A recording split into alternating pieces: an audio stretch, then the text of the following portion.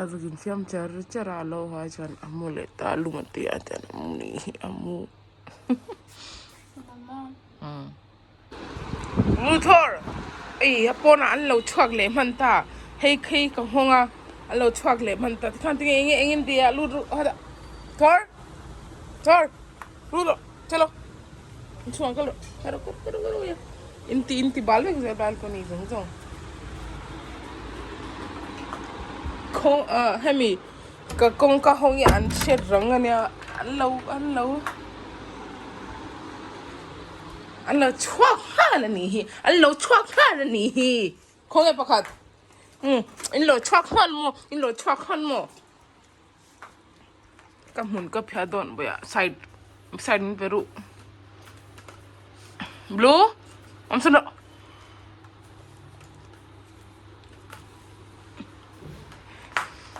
blue hi chan thu oi du ne ma se hey adum jok thorai han oi du lo reng a salu tuk hetian mun hi tan ka la khom pho ta chan ka vacuum thin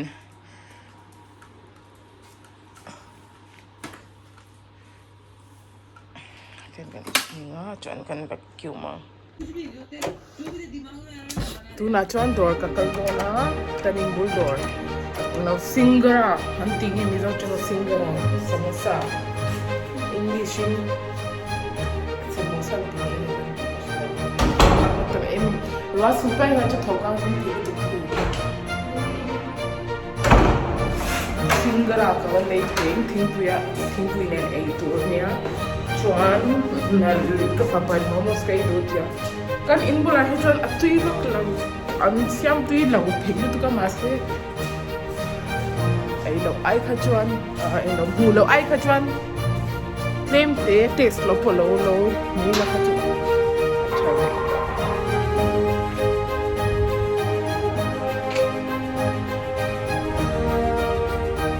ka vlog ma sa ko ro se ka halai kan colony hau ai he mi kal ko ni government ji an siam chadona tin lai alai hian leta chu han pai pan wa ve ka lo hemi please see register area ni lawa non register area na power of attorney ania helai colony hi chu tuna register power of attorney ni lawin register sarkari apeton mi na hi chu bang chuan development anti char power of attorney we are ani hemi place kan block hi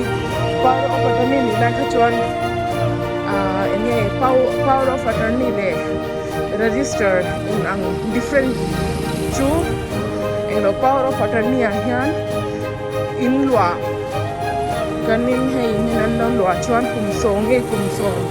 15 years no hanan manin kanin nan lo te thaya chu power of attorney ni na nia registered ti na chu hey government a changin registered ti to nia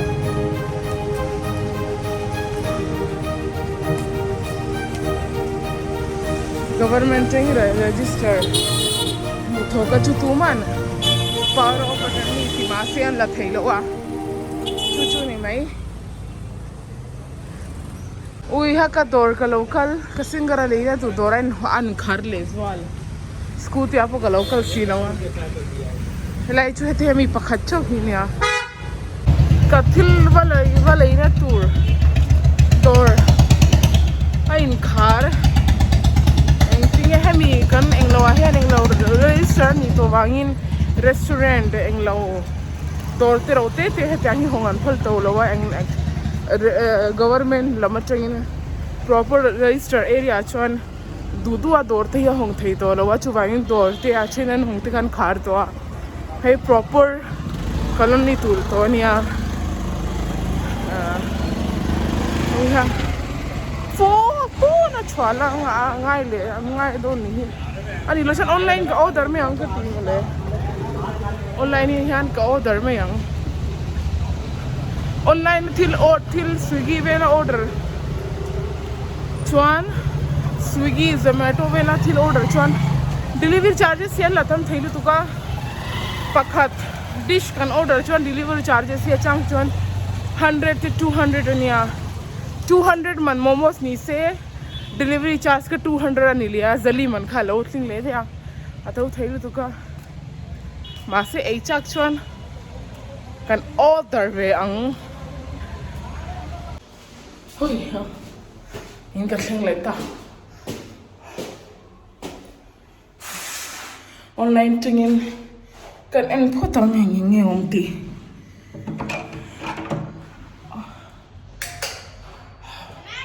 mama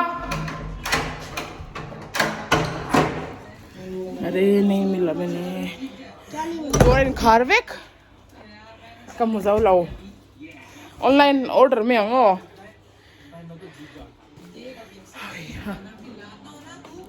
online akan ena ka fapan burger ka tu dia ton king burger changin burger kan order a alo thleng ek don I think 20 to 25 minutes ka ani alang an tia ka phone in on off clip and off trip to ha kan char change chuan voin chu englo ka chome siam tur chu arsa le kan turan ti chinmane ka subscriber pakhati min lo thila englo man ti chin tin le arsa ka kakang ka ei chak lo tu voin chu tinge mne chuan englo mizo kangin kakanga simple top masala omlo top purun chaka telanga eyang le chuan marchapora ne chuan englo purun var ani mai chu mizo kan ka ei chak lo tu voin chu le arsa kalau kanga athei chan kalau mukbang bokang hei tu kizinga chum he kan ma lekhania hei hi radish english one radish antia white and muli kan tia englo hei a season po zo tep to chu wang chuan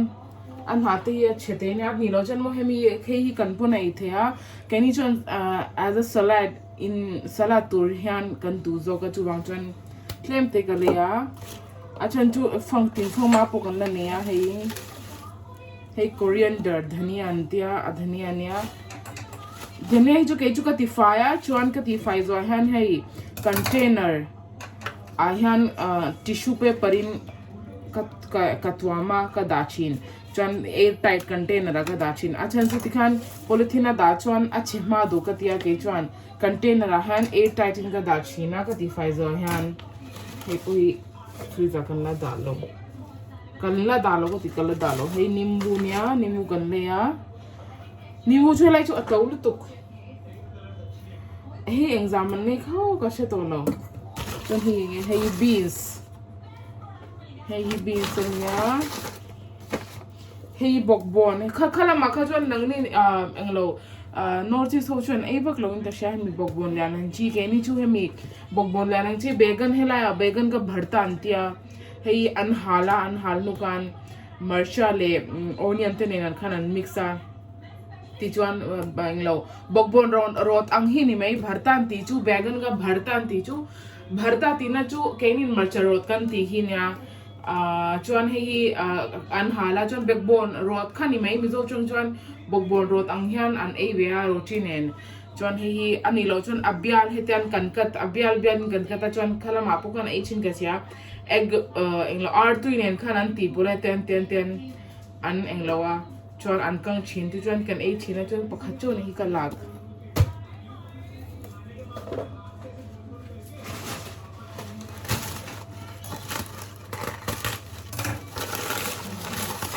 hei enge kha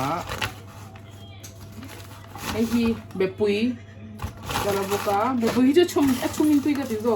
tomato kezi khat achan chu boin kan in bula han market ani be buka ma se adiak lu tuka kal the anglo akal duk dak the silowa achu wang chuan boin ka ba kal lo mai hei tomato kezi khat vel kan le ya enge in bua he mi te pani he dan lo kan le ta hei cho ka pedon munian te hei an local le ta min lo zui char zel ka kal na pya ngai han chauka ka omle hitan kan dang ka camera chu oi ha slip dulu tuk oh ka kal na pya ngai han hei hi chuan englo comfort nya insukna lo chi chuan hei Whiten Kalonji kan tia englo va englo English strong yan hei enge englo onion black onion seeds anti mi Kalonji hi black onion seeds anti ka English yung hei thilvel thil fry vel hei dal ho kan fry han hei hemi hei Bengali ho chom hea an mang na say thei lu ka chang chon hei fish ka siam thian hei ka thlel china chang chang chon tu ba cha hei englo hei market a hair dryer hair englo something ti dum na te godrej ho le ai chon hei himo kan hala hal zoin he chon kan ti som le a chu claim te tel kan tela coconut tel chu as a dye apo hei kan mang thei ni chu chuan kan le chu englo cauliflower ania engting kan teng mo chu hei kha ziklumpar hemi ziklumpar hei arothi tui kan ti theli chu ka jon te rote te ka le ya te rote te ka le ni chen chu hei voi khata rothi atok me ya hemi saisi hei voi na ka rot ang thunen ka rot ve bak chu kan le lo chuan tu na chuan ke katanin thingpui ka siamang ka englo Indian thingpui engtian samchin kalau share donania indu chan lo siam thebe ma se keri chuan simple hi karina tu intive nge tive lo ka shelo ma se indu chan in lo try the healthy pu vela hian hei ginger hi ka deng suma chuan hei hi cardamom englo vai hu chon ilaichi kan te hei ka deng diplea chon he ta hian tui kan lei lenga tui glass chan vel hi swang bor tir tur ya chu waing heti za thi kan la nga kan telenga hei kan las kan swang tir bor anga a boil thama lo kha hei englo masala chai point ti thein du chuan masala chai hi englo a masala hi shanin market apon muthe ma se ke chu den ina hen ka sia meya a du chen long po hi tel theya he chu ma se ilaichi le ginger cho hi tui ka tia he kan hara ping te han ka khok ka shok hei hetian akka hei khosi gang do ka ni the hetiang thing pui the gaina tlemin jam do ka ti chana hei hi hetian kan swang tir bor nga aswa a sor bor nuwa khan tea kha tin fe nga ta kan telenga mi kan swang tir ni dan sugar then so most of the questions are coming in for Christian India and the second question is enge introvert in for enge thoran ba enge introvert will be a cool life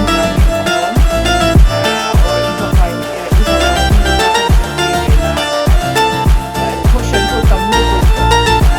any question dong question in doubt ha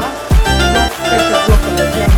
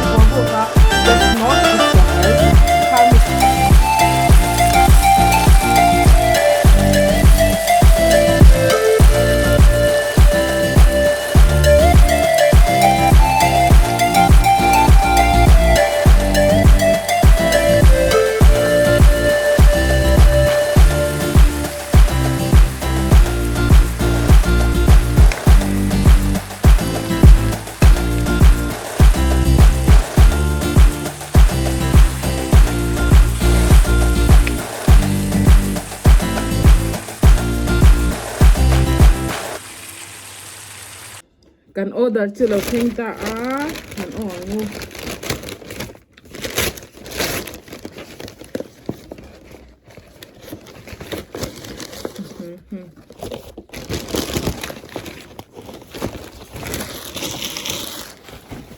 chicken और आपका वेज है मुझे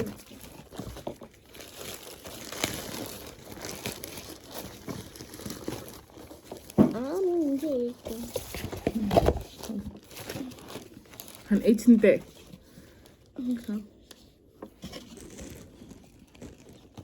Atuyen?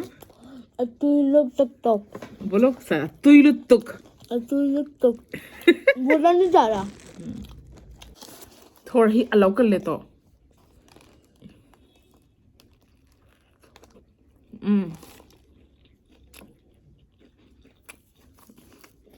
Atuy.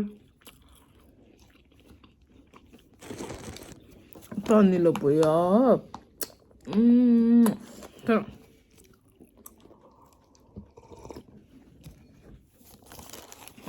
Ating po ito diving to.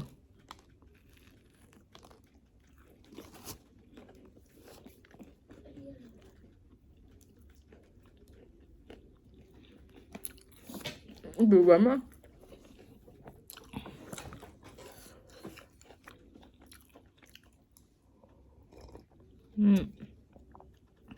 같은 거 좀 내려 또 그냥.